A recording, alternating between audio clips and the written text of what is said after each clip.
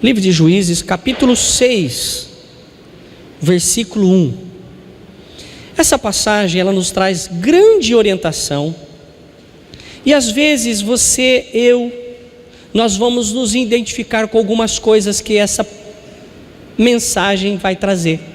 Mas quando a mensagem nos confronta em alguma coisa, a palavra de Deus não quer e nem veio para matar ninguém.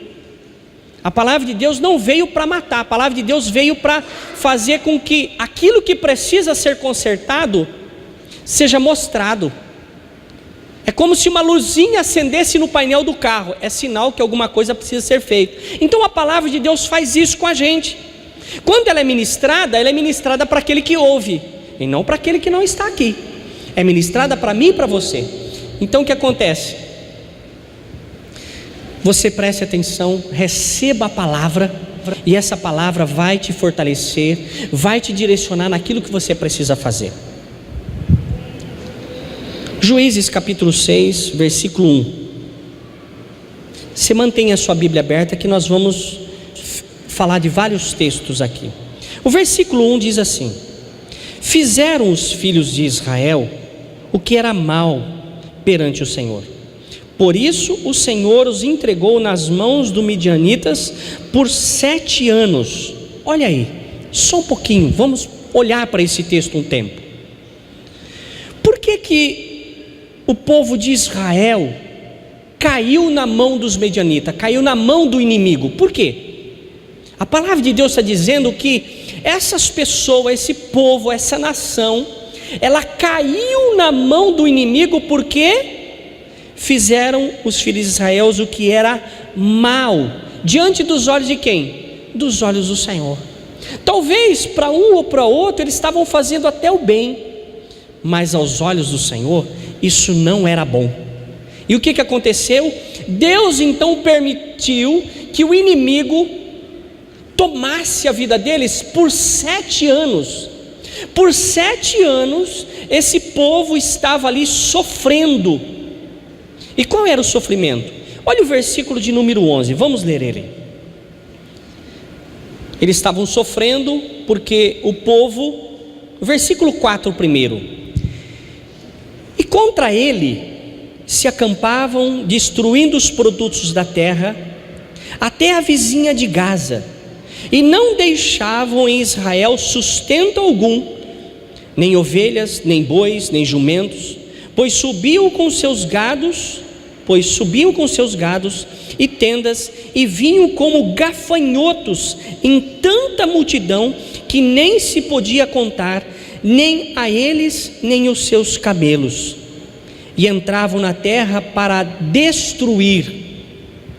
O inimigo, ele estava destruindo tudo que o povo de Israel plantava, tudo que eles faziam, o inimigo vinha e destruía. Às vezes você não tem esse sentimento, que você está trabalhando, batalhando, e a hora que chega no final de ver a conclusão, as coisas não acontecem. Você se decepciona, você fala: Senhor, foi tanto esforço, foi tanta batalha, foi tanta coisa, e para acabar assim. Esse povo, ele estava vivendo essa situação por 7 anos. E faz quanto tempo que eu e você vivemos, às vezes, tendo as nossas coisas frustradas? Mas um dia, o versículo 11, olha o que está escrito lá: então veio o anjo do Senhor e assentou-se debaixo do carvalho que está em Ofra, que pertencia a Joás, a Biezerita. E Gideão, seu filho, estava malhando o trigo no lagar para pôr a salvo dos medianitas. Olhando para esse texto, olha que coisa interessante. O povo estava sendo afrontado, o povo estava sendo oprimido, e tudo que eles faziam era destruído. Eles criavam lá um camelo, um bezerrinho, uma ovelha, qualquer coisa que eles poderiam ter era tomado. Eles plantavam, era arrancado. Eles não tinham sossego, não tinha paz. Mas tinha um homem chamado Gideão. Este homem, ele não era insistente, ele era uma pessoa persistente. Porque se você olhar para esse texto, o versículo 11, está dizendo que ele estava malhando o trigo no lagar. Mas você sabe o que é lagar? Lagar era o lugar onde se amassava as uvas, aonde se tirava o suco da uva para fazer ali o vinho. E não era lugar de bater trigo, não era lugar de fazer o beneficiamento de trigo, porque o trigo era feito em um outro lugar, na eira, aonde eles passavam com alguma coisa por cima das espigas de trigo, e ali tirava os grãozinhos, os caroços. Mas ele, como não podia estar onde estava batendo o trigo, ele foi no lugar que amassava as uvas. Sabe o que eu percebo? Esse Gideão, ele era um homem persistente. Ele não podia fazer lá, ele foi procurar um outro lugar, mas não deixou de fazer. Ele não deixou de agir. Insistente, eu até disse na terça-feira aqui, porque insistente, quem é um pouquinho mais antigo lembra que tinha uma porta aqui na lateral, bem aqui. E o insistente, ele vai tentar sair por essa porta, mas essa porta não tem mais. E ele vai falar, não, preciso sair por essa porta, eu vou sair por essa porta. Essa pessoa é insistente. Às vezes até os pais falam para o filho, para de insistir. Quer dizer, sempre do mesmo jeito, da mesma coisa, falando, insistindo. Ele não foi insistente, não dava para fazer lá, ele encontrou lugar para fazer, mas fez. Às vezes, meu irmão, nós não conseguimos orar de joelho, mas ore, não pare de orar, não pare de fazer, não desista porque o inimigo colocou um empecilho, porque o que o inimigo quer é que nós venhamos desistir, que nós venhamos ser um derrotado, um destruído, um desmotivado. Mas você não é assim. Deus te fez vencedor. Deus veio nos colocar como cabeça, para olhar para cima e para frente. Não aceite menos do que o céu, porque o céu é a proposta de Deus para mim e para a sua vida. Porque se eu fizer do mesmo jeito, se eu estou fazendo alguma coisa hoje e não está acontecendo como eu gostaria, se eu continuar fazendo do mesmo jeito, qual que vai ser o resultado? O mesmo. Irmão, se eu leio a Bíblia, eu vou aos cultos, mas eu não estou jejuando, então talvez eu precise jejuar. Se eu estou deixando de fazer alguma coisa, eu preciso começar a fazer, porque se eu continuar vivendo a vida que eu estou vivendo, vai continuar tendo os mesmos resultados. Quer ver uma coisa? Para fazer um bolo de fubá, precisa dos ingredientes para fazer o bolo de fubá. Se de repente eu colocar todos esses mesmos ingredientes, põe para assar, eu posso esperar um outro tipo, um bolo de cenoura, sendo que eu coloquei só fubá? Não, para eu ter um resultado diferente, eu tenho que fazer coisa diferente. E é justamente isso que Gideão estava fazendo. Ele não olhou para a situação e falou assim, eu vou desistir, eu vou abandonar, porque é exatamente isso que o inimigo quer que a gente faça. Muitas pessoas não alcançam as suas bênçãos porque desiste. Jesus não desistiu de nós, Jesus não desistiu de você. Sabe, olha, nós vamos à escola, a escola sempre começa no primeiro ano, quando não vai lá para o parquinho, vai para o berçário, mas o estudo curricular que é contado quando você leva numa empresa, ele conta a partir do primeiro ano. Olha, eu já estou no terceiro colegial, mas você teve que começar no primeiro ano, teve que começar no primeiro. E se uma pessoa for na escola e de repente ela não gostou do primeiro ano e deixou de estudar, ela não pode chegar em nenhum lugar e falar assim, eu tenho faculdade, eu tenho curso superior. Por quê? Porque ela não fez aquilo. Então, quando a gente repete de ano, agora não se repete mais, mas quando na minha época repeti de ano, eu repeti a 7ª série. Eu repeti, eu tive que fazer ela de novo. Sabe por que eu tive que fazer de novo? Porque senão eu não ia para a 8ª. Eu não ia conseguir estar no primeiro colegial, eu não ia poder ter curso superior. Por quê? Porque eu repeti, eu preciso fazer. Então, se Deus está fazendo com que eu e você venhamos repetir alguma coisa na nossa vida, é porque aquilo que nós estamos repetindo, nós precisamos fazer melhor do que da primeira vez. Nós precisamos olhar com essa perspectiva, que o Senhor está nos aperfeiçoando. Às vezes Deus nos permite alguma coisa acontecer porque Ele quer nos oferecer algo maior, melhor. Só que se a gente passar despercebido, a gente não vai valorizar o próximo. Tem um ditado popular que tudo que é de graça não tem valor, não se valoriza. A gente às vezes fala para os filhos: você tem que fazer um esforço porque você tem que dar valor. Não é isso. E às vezes a gente quer as coisas de Deus de graça. Não é assim. Nós temos que lutar. Olha só, Jesus não poderia simplesmente passar por aqui e não sofrer nada que Ele sofreu. Ele teve que pagar um preço. Nós precisamos pagar esse preço. E aqui Gideão estava ali pagando um preço. Ele estava trabalhando num lugar que não dava. Ele estava fazendo, por exemplo, o feijão num tupperware. Ele estava usando uma ferramenta, um local que não era próprio, mas ele não deixou de fazer. Olha só, o versículo 12 diz assim: então o anjo do Senhor lhe apareceu e lhe disse: o Senhor é contigo, homem. O que está escrito no seu? Valoroso. Em algumas traduções está dizendo valente. Para a sua tradução, valente. Olha só, Deus quando veio buscar ele, por que Deus, o Senhor, quando veio buscar alguém para fazer alguma coisa, não foi buscar aquele que estava em casa, na frente da televisão, comendo pipoca com chocolate? E por que esse homem chegou na frente de Gideão, que estava num lugar trabalhando que não era para trabalhar, e chamou ele de homem valoroso? Porque o valor não estava naquilo que ele estava fazendo, não era o trigo que ele estava batendo ali, mas é a coragem de não desistir. Será que Deus poderia olhar para mim, para você nessa noite e falar assim: homem, mulher de valor? Será que o Senhor poderia falar para você, um homem ou mulher, chamar você de pessoa valorosa, de pessoa corajosa? Poderia te chamar de valente por não ter desistido das coisas? Será que Deus poderia olhar assim? Irmão, o problema todos nós temos. Gideão estava com um problema, mas ele não desistiu desse problema. E olha só, o versículo 14: então se virou o Senhor para ele e disse: vai nessa força. Irmão, que força é essa? O cara estava trabalhando escondido.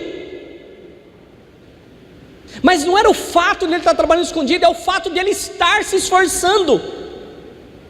E ele foi visto como pessoa de valor, e Deus falou para ele: vai nessa força. Será que Deus pode falar isso para nós? Pode sim.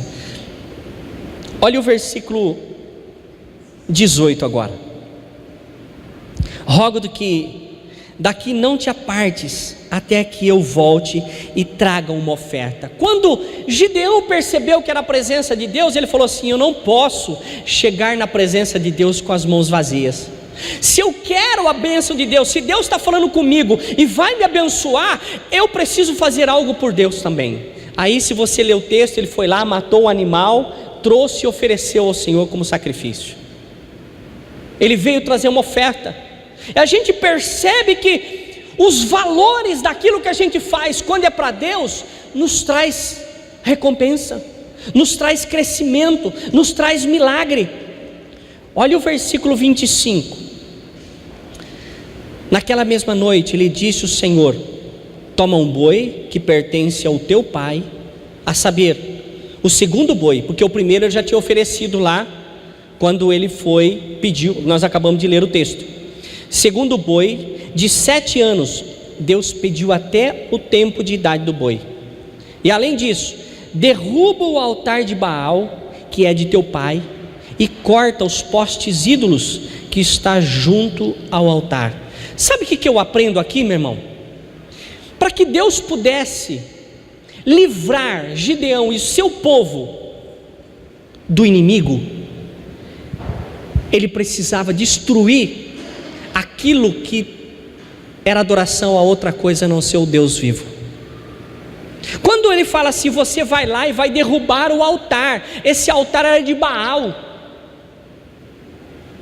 Será que nós não temos alguma coisa em casa que não tem aprovação de Deus, que precisa ser destruído?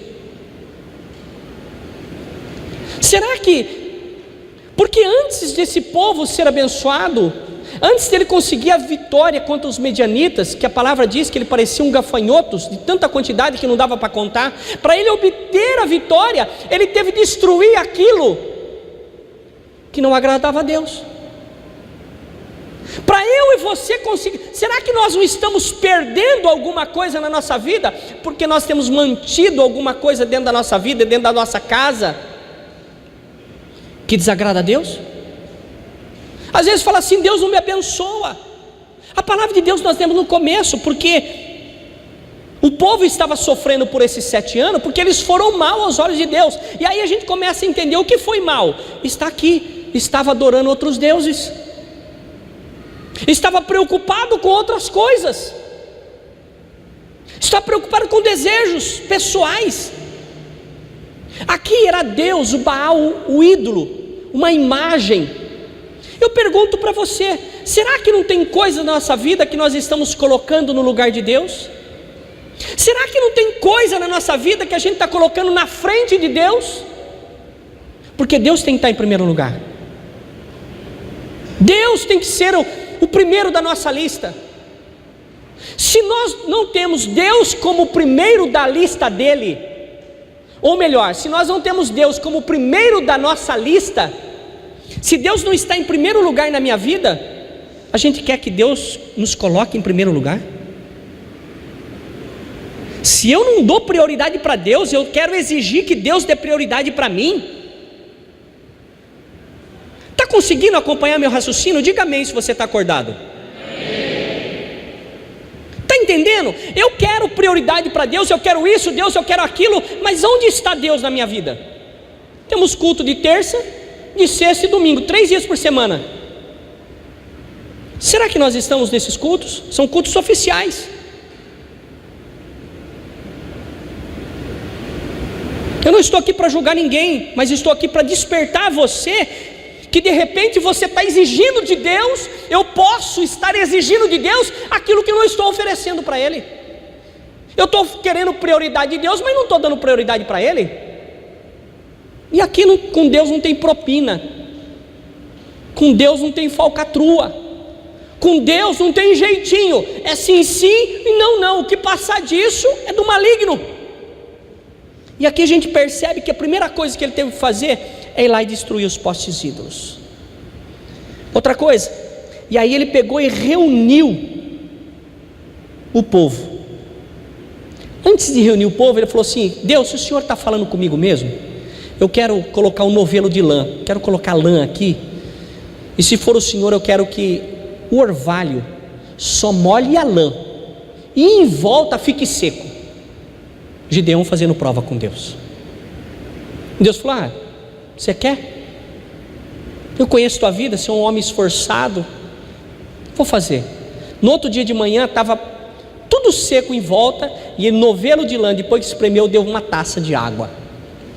Ele falou: Deus, não fique bravo comigo, porque ele estava falando com Deus, ele não estava reclamando para ninguém, ele foi falar com quem é o dono das coisas, quem é Deus verdadeiro. A conversa aqui era com Deus. Eu que estou narrando o texto para você, mas essa conversa era com Deus, era uma intimidade de Gideão com Deus.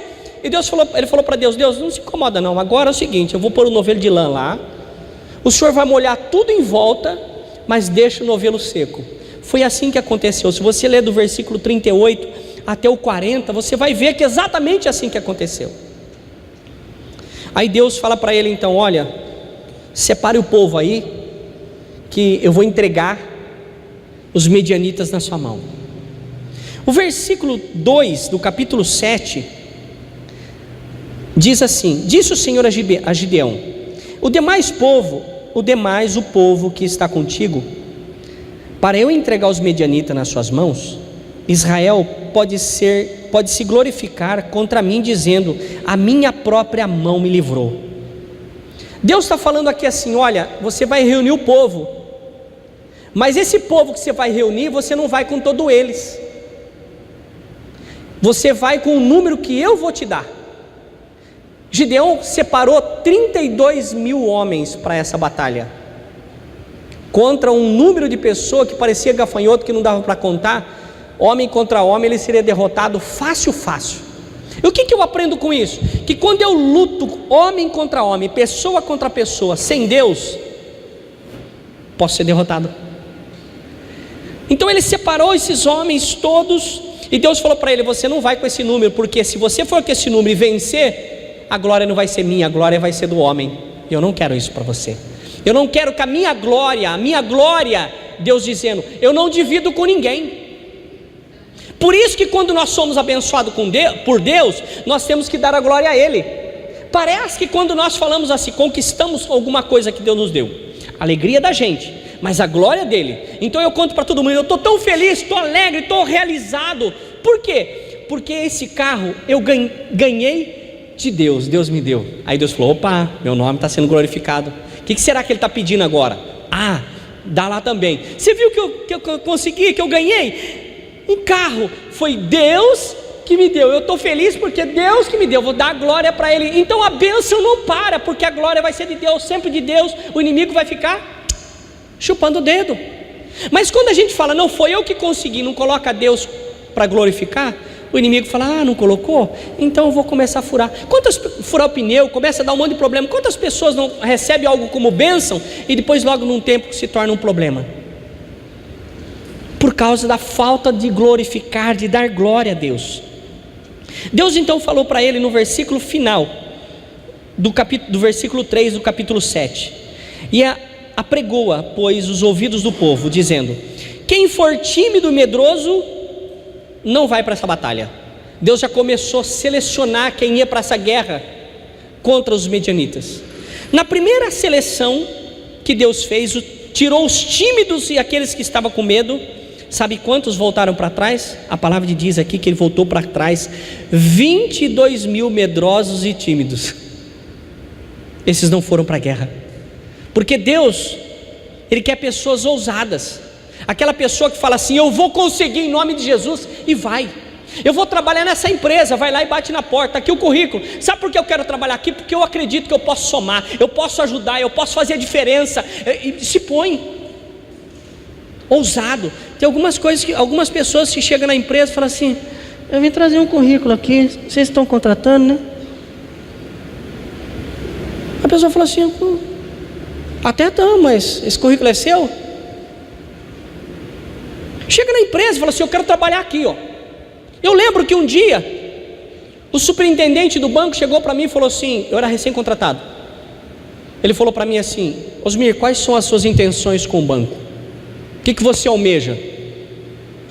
Eu falei: eu tenho duas coisas que eu almejo no banco. Não sou bobo, né? Tem duas coisas que eu almejo no banco. A primeira coisa que eu almejo é que você seja promovido. Falei para o superintendente. Ele falou: obrigado, mas por quê? Porque eu quero o teu lugar. Porque se eu falasse o que era o lugar dele, ele falou: esse cara está querendo me derrubar, já mandava eu embora na hora. Mas eu falei: não, primeiro tem 2 desejos. E olha que a história do Aladim é 3, hein? Eu falei: 2. Primeiro, ser promovido, ser ousado, ir para cima. Eu quero isso, eu vou conseguir isso em nome de Jesus. E começa a batalhar, lutar, querer, vai atrás. Irmãos, eu nasci em Reginópolis. Eu trabalhava no sítio, cortava cana para o meu pai para tratar do gado. Os meus primos, todo esperto aqui em Bauru. Eu vim de lá, fui gerente do banco. Como que pode? O meu irmão veio de lá, pequenininho, é supervisor de venda de uma grande empresa, que eu não posso dizer o nome, porque eu não tenho comissão para isso. Por que essas coisas acontecem? Por que alguém para ser supervisor de venda, alguém para ser gerente, teve que vir lá do sítio, lá de Reginópolis, no meio do mato, para ser gerente aqui? Por que alguém que está aqui não é? Porque de repente, quem está lá não mediu, não ficou com medo de nada. Talvez porque a gente encarava as vacas lá e falou assim: ó, ficar na frente de um... Ser ousado, ir atrás, buscar, querer. Deus tem para dar, Deus tem no seu celeiro, Ele quer te oferecer, Ele quer te dar, mas falta em nós iniciativa de ir em cima, ir atrás. Quantas coisas você tem sonhado? Quantas coisas você tem desejado? Mas fica no campo do pensamento. Ah, se eu tivesse um emprego desse. Você já entregou o currículo lá? Não, precisa ter faculdade. Então vai fazer faculdade, vai fazer alguma coisa. Vai ficar sonhando. Porque você sonhar e ter a condição de entrar é sonho, mas você sonhar e não se esforçar para isso, para mim é pesadelo, é sofrimento. Eu quero chegar lá, o que eu tenho que fazer para chegar? Nós temos muitos jovens aqui na igreja nessa noite. O que você quer ser no seu futuro? O seu futuro começa hoje. Eu oro pelo Samuel quando eu vou lá na escola. Falei, Senhor, abençoa a vida do Samuel, porque o futuro dele começa hoje. O futuro dele está aqui, é agora. Porque se ele não estudar aqui, isso vai fazer falta lá na frente. O que você deseja? O que você quer? Gideão queria a libertação do povo. Ele foi atrás. O primeiro mandou 22 mil embora. O segundo chegou na beira de um rio e falou assim, aqueles que, observe, aqueles que trazerem água na boca, separe de um lado. Aqueles que se ajoelhar para beber, coloca do outro. Aqueles que levaram água na boca, 300. Tinha sobrado 10 mil. Os outros 9.700 manda embora. Você vai ficar com esses 300. Eu fico imaginando a cabeça de Gideão. Senhor,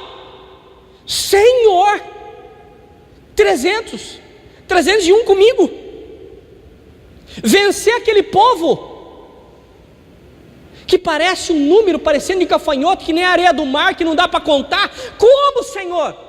Ei, quando a gente tem Deus, o pouco é muito. Você não entendeu. Quando você tem Deus na sua vida, não independe se é pouco que você tem, vai se transformar em muito, porque o Senhor é capaz de multiplicar. É que muitas das vezes no nosso sonho, nos nossos planos, não tem Deus. Se eu tiver isso, a gente até se sente. Já imaginou os jovens aqui, eu com aquela blusa de couro, aquele tênis, um óculos escuro, naquele carro,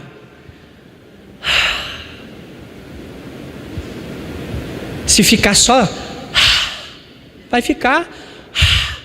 vai trabalhar, gente, vai na batalha. Você quer isso para a tua vida? Vai atrás. Você sabe onde você quer ir? Arruma o caminho para chegar lá. Com Deus, meu irmão, não tem escada rolante. Com Deus não tem táxi, não tem nada. Tinha uma terra prometida, mas de repente Deus olhou para aquele povo, aquela multidão, e falou assim: quer chegar na terra prometida? Anda. Sabe qual é o problema nosso, como crente, nos dias de hoje? A gente quer ficar em casa e Deus que faça tudo, porque Ele é Deus. Ei, Deus não vai fazer nada daquilo que você tem condições de fazer. Se você não fizer a tua parte, Deus não vai fazer a dele. E sabe o que vai acontecer comigo, com você? Se não conseguir aquilo que almeja, por não ter iniciativa de fazer, a gente vai olhar para Deus: Deus, hein, tem abençoado tanta vida do meu irmão, a minha nada, hein, estou na igreja faz 50 anos, 50 anos sem aprender nada, não praticou. Eu tenho feito tanta oração. Nada, você tem orado. Se fosse oração, orar é falar, ação é agir. Oração é a junção das duas coisas. É falar com Deus e ir atrás. Mas de repente uma pessoa sossegada, e para a pessoa sossegada, ele fala assim: preguiçoso, vai ter com a formiga. Você já viu alguma formiga usando? A formiga tem a formiga general, tem aqui patente de formiga. Não tem isso com formiga. Elas trabalham, meu irmão, trabalham. Lutam, por quê? Porque ela sabe que vai chegar o dia do inverno, que se ela não tiver comida, ela vai morrer. E tem muitos crentes que sabem o que tem que fazer, tem uma Bíblia em casa, sabe ler que o Senhor capacitou, mas não faz nada, e reclama que Deus não abençoa. Vai ter com a formiga, preguiçoso. Em outras traduções da linguagem de hoje, vai ter com a formiga, vagabundo. Quer uma vida diferente, mas não faz nada para acontecer. E quando faz sem pensar, estrambelhado. Não ora nada, não pede direcionamento. Deus então deu 300 homens na mão. A palavra de Deus nos ensina. No versículo 22. Capítulo 7, versículo 7. Então disse o Senhor a Gideão: com esses 300 homens que lamberam a água, eu vos livrarei e entregarei os medianitas nas tuas mãos. Deus é que vai entregar nas suas mãos as suas bênçãos. Simplesmente você tem que ter informar. Irmão, aonde você encontra um lugar que você vai usar a regra de 3, delta, pi. Eu estou trabalhando em direito, né? Eu sou advogado e eu estou aprendendo a calcular o pi. Tudo que nós aprendemos é um processo de ensinamento que faz com que a nossa mente seja ágil. É na escola que nós aprendemos a diferenciar uma cor da outra. Mas para que eu preciso saber a cor? Para dirigir um carro. Os daltônicos encontram muita dificuldade, mas mesmo assim dirigem, porque o semáforo em todo o país tem a mesma ordem. As cores, não muda as cores. As cores são sempre na mesma ordem. Se você vier aqui em Bauru, as cores são assim. Se você for lá, as cores são assim. Vermelho, amarelo, verde. A ordem é essa. Depois do verde, vermelho outra vez. Ou senão amarelo e depois o vermelho. Essa ordem é no Brasil inteiro, para daltônico. Até eles podem dirigir sem problema nenhum. E nós precisamos fazer a nossa parte. Deus falou que com esses 300 ele ia entregar na mão. Versículo 12 agora do capítulo 7. Os medianitas, os amalequitas e todos os povos do Oriente cobriam o vale como gafanhotos em multidão. E eram seus camelos em multidão inumerável, como a areia que há na praia do mar. Meu irmão, pensa aqui comigo, para um pouquinho. Você está entendendo o tamanho do exército que Gideão ia lutar? Que não podia contar. E quantos homens ele tinha? 300. Às vezes você fala assim: como que eu vou vencer se eu não sou ninguém, não tenho nada? Como que eu vou chegar em algum lugar? Olha lá no capítulo 6, versículo 15. Volta um pouquinho, lê comigo. Capítulo 6, versículo 5. Olha quem estava ali. E ele disse: ai, Senhor meu, com que livrarei Israel? Eis que a minha família é a mais rica. É assim que está escrito na sua? É assim que está escrito que a família de Gideão era mais rica? Não, é a família mais pobre em Manassés. E eu, o menor da minha casa, o menor da minha família, o melhor do meu pai. Às vezes nós olhamos para a situação e nos sentindo assim, pobre, incapacitado por ser pequeno, mas a força que você vai lutar não é com as suas, você simplesmente tem que ir à luta, como Davi foi contra Golias. Se fosse na luta física, meu irmão, se fosse no braço, não ia dar. Só que quando Davi foi à luta, o Senhor foi com ele. Quando você vai à luta, Deus vai contigo. Quando você vai na direção, Deus vai abrindo as portas que você precisa.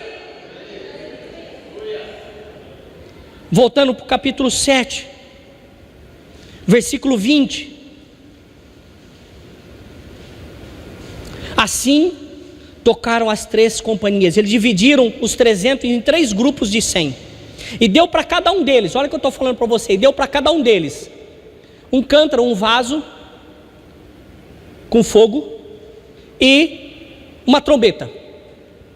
Assim tocaram as 3 companhias as trombetas e despedaçaram os cântaros, e seguravam na mão esquerda as tochas e na mão direita as trombetas que tocavam, e exclamaram: espada pelo Senhor e por Gideão.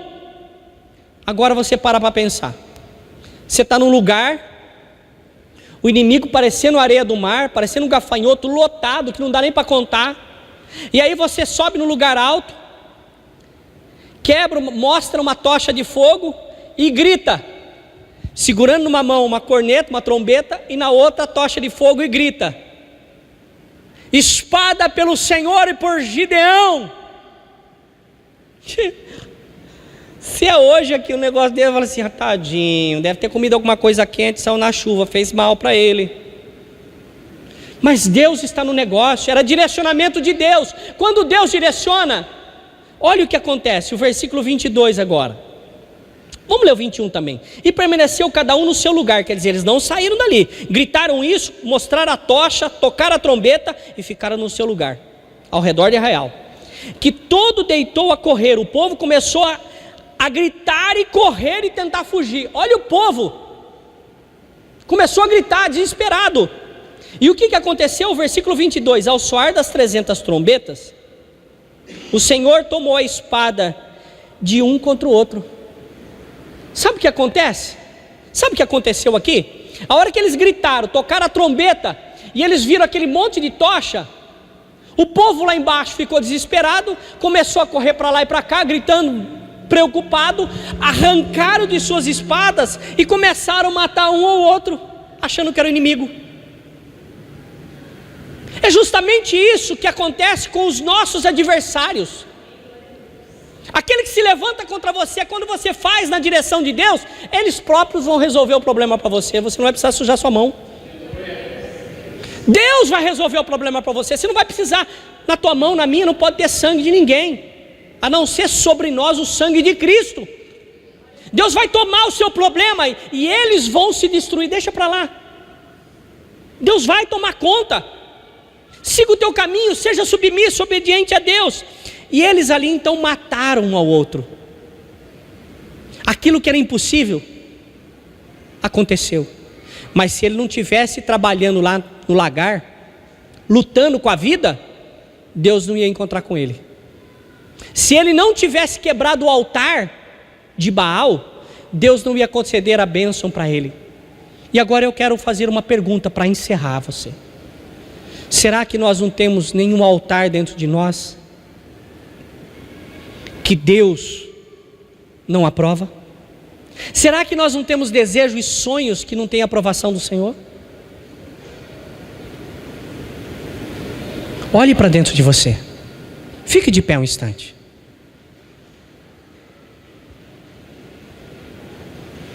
Será que as bênçãos e a vitória não estão chegando a nós porque tem alguma coisa que precisa mudar em nós? Precisa ser destruído? Feche seus olhos.